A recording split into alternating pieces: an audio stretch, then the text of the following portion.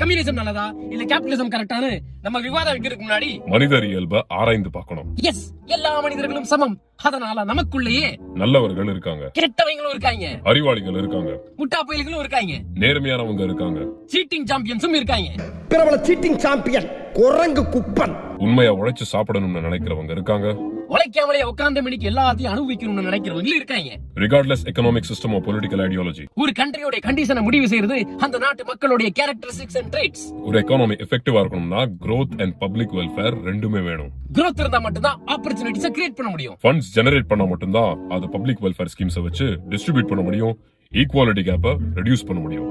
நீ ஜாலியா உட்கார்ந்து திங்கணும்னா அதுக்கு ஒருத்தர் மாங்குன்னு உழைக்கணும். எஃபர்ட் எடுக்கிறவங்களுக்கு இன்சென்டிவ்ஸ் கொடுக்கலனா அவங்களுக்கு எஃபர்ட் எடுக்கணும்ன்ற மோட்டிவேஷன் போயிடும்.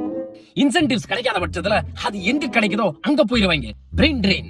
எந்த எக்கனாமிக் சிஸ்டம் சரி இல்ல எந்த பொலிட்டிக்கல் ஐடியாலஜி கரெக்ட்னு நம்ம டிபேட் பண்றதை விட பேசிக் ஹியூமன் சைக்காலஜி அண்ட் நீட்ஸை நம்ம அட்ரஸ் பண்ணோம்னா நம்ம இன்டெலெக்சுவலி பொலிட்டிக்கலி சுப்பீரியர் ஆயிருவோம். If I'm not wrong, scientifically. நமக்காண்டி அரசியல்வாதிகளும் அவங்களோட அப்ரோச்சை மாத்த ரெடி ஆயிருவாங்க. சோ நாலேஜ் வளர்த்துக்குங்க. ஏன்னா நண்பர்களே, கற்றது ஹே கைமண் அளவு ஹே. போதுண்டா, கல்லாதது உலகளவு ஹே. ஆக